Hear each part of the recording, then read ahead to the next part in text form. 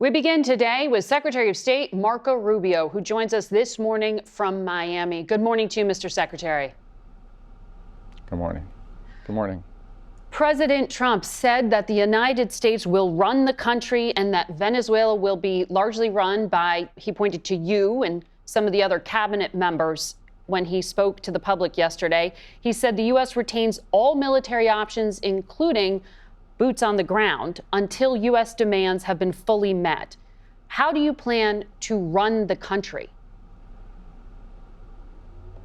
Well, first of all, I think the important thing to point out is that the key to what that regime relies on and is their economy fueled by oil. And right now, it is an oil industry that is backwards and really needs a lot of help and work in terms of it. And not only that, but it doesn't help the people. None of the money from the oil gets to the people. It's all stolen by the people that are on the top there.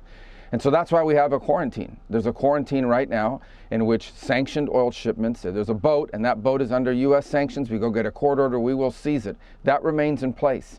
And that's a tremendous amount of leverage that will continue to be in place until we see changes, not just further the national interest of the United States, which is number one, but also that lead to a better future for the people of Venezuela. And so that's the sort of control the president is pointing to when he says that. We continue with that quarantine. And we expect to see that there will be changes, not just in the way the oil industry is run for the benefit of the people, but also so that they stop the drug trafficking, so that we no longer have these gang problems, so that they kick the FARC and the ELN out, and that they no longer cozy up to Hezbollah and Iran in our own hemisphere. What you are talking about is more of a sanctions pressure, not boots on the ground. So just to be clear, there is no plan for U.S. occupation of this country of nearly 30 million people. Well, I think, first of all, the president always retains optionality on anything and on all of these matters. He certainly has the ability and the right under the Constitution of the United States to act against imminent and urgent threats against the country. That said, and all of that said, right now, I think what you see as a force posture was one of the largest naval deployments in modern history, certainly in the Western Hemisphere. And it is capable of stopping not just drug boats, but stopping any of these sanctioned boats that come in and out and really paralyzing that portion of how the regime, generates revenue. So that will continue to be in place. What the president has said, obviously, is, and I think what he's pointing to is that this obsession people have about boots and this or that, but he does not feel like he is going to publicly, rule out options that are available for the United States, even though that's not what you're seeing right now. What you're seeing right now is an oil quarantine that allows us to exert tremendous leverage over what happens next. Well, he also said the U.S. is ready to stage a second and much larger attack if we need to do so.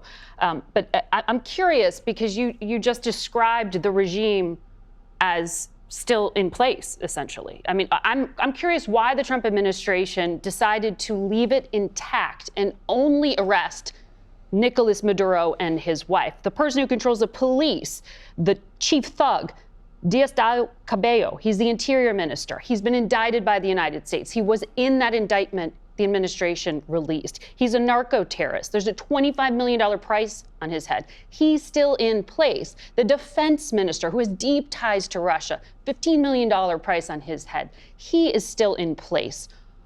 I'm confused. Are they still wanted by the United States? Why didn't you arrest them if you are taking out the narco-terrorist regime? You're confused? I don't know why that's confusing to you. They're still in power. It's very simple. You're not going to go in and wrap up. But you can't go. You're going to go in and suck up 5 people. They're already complaining about this one operation. Imagine the howls we would have from everybody else if we actually had to go and stay there 4 days to capture 4 other people. We got the top priority. The number one person on the list was the guy who claimed to be the president of the country that he was not.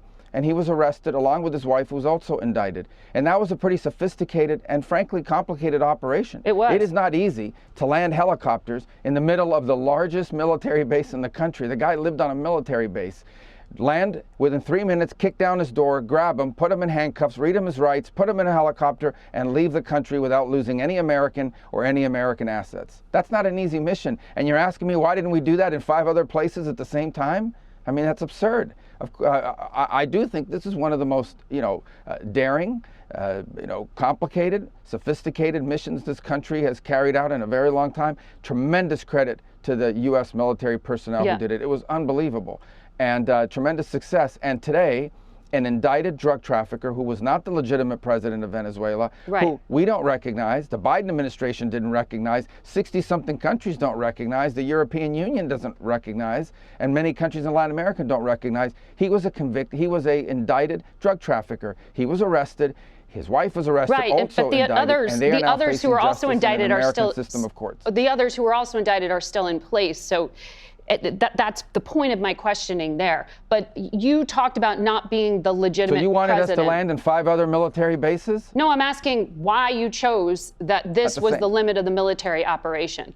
But to your point that you just made, that Maduro was not the legitimate president. He was the guy who was claiming to be the president. Right.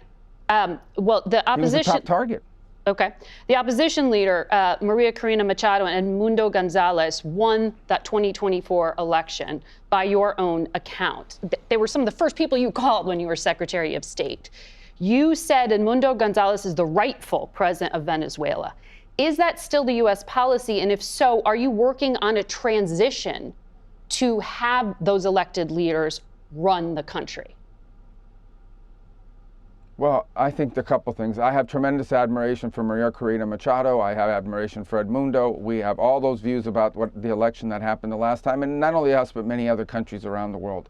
There's that. And there's the mission we are on right now. We have been very clear from the beginning, because I still think that a lot of people analyze everything that happens in foreign policy through the lens of what happened from 2001 to 2015 or 16. The whole, foreign policy apparatus thinks everything is Libya, everything is Iraq, everything is Afghanistan. This is not the Middle East. And our mission here is very different. This is the Western Hemisphere. Within the Western Hemisphere, we have a country, potentially a very rich country, that has cozied itself up under the control of this regime, has cozied up to Iran, has cozied up to Hezbollah, has allowed narco-trafficking gangs to operate with impunity from their own territory, allows boats with drugs to traffic from their territory, and we are addressing that. And by the way, 9 million people in the largest mass migration event in modern history have left that country since 2014. But that regime is still in having place. An impact on us. That is what we are addressing now. When you spoke yesterday, but we're not just addressing the regime. We are addressing the factors that are a threat to the national interest of the United States. Understood. You spoke with Delcy Rodriguez, who is now, according to President Trump, sworn in as the president, as the leader of Venezuela. Did she promise you that she is expelling all those American adversaries from Venezuelan territory? What exactly did she agree to do when she spoke to you? We are going to, our objectives when it comes to how Venezuela impacts the national interest of the United States have not changed, and we want those addressed. We want drug trafficking to stop. We want no more gang members to come our way. We don't want to see the Iranian and, by the way, Cuban presence in the past. We want the oil industry in that country not to go to the benefit of pirates and adversaries of the United States, but for the benefit of the people.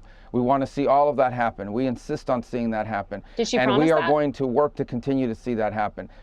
Well, right now, we are going to see what happens moving forward. Let me just say that. I'm not obviously going to have these conversations in the media. These are delicate and complicated things that require mature statesmanship, and that's what we intend to do. But our goals remain the same. The difference is that the person who was in charge, even though not legitimately, in the past was someone you could not work with. We just could not work with him.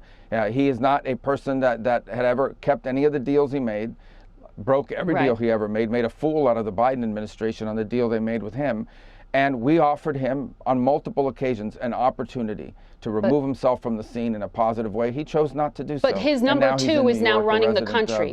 His number two is someone you can work with. And is that what you're implying here? And did she tell you that she will transition to democracy? And the woman who won the election along with her partner there, Maria Corina Machado.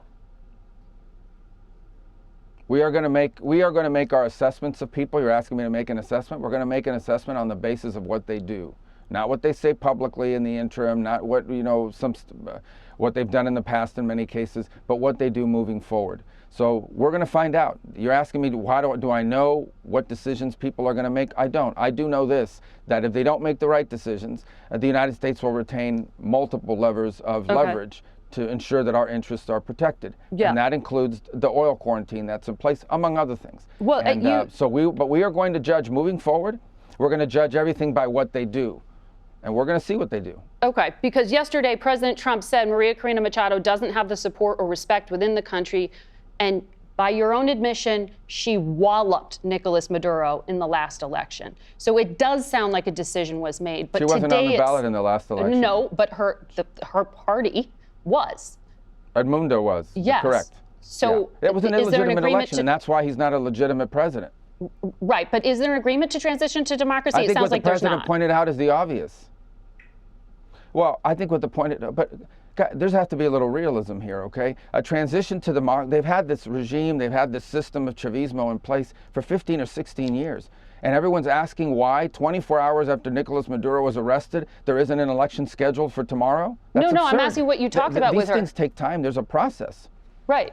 And you well, I'm not going to publicly get into details about any of those things other than to tell you that our expectations remain the same. And we are going to judge whoever we're interacting with moving forward by whether or not those conditions are met. Of course we want to see Venezuela transition to be a place completely different than what it looks like today.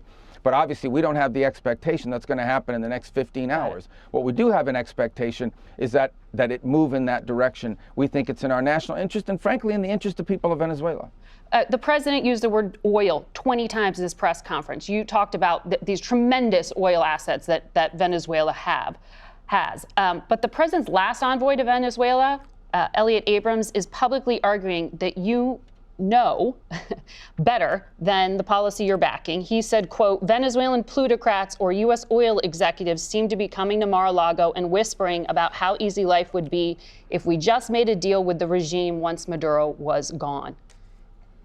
Is that what happened here? No. That's not what happened here. What happened here is that we arrested a narco trafficker who's now going to stand trial in the United States for the crimes he's committed against our people for 15 years.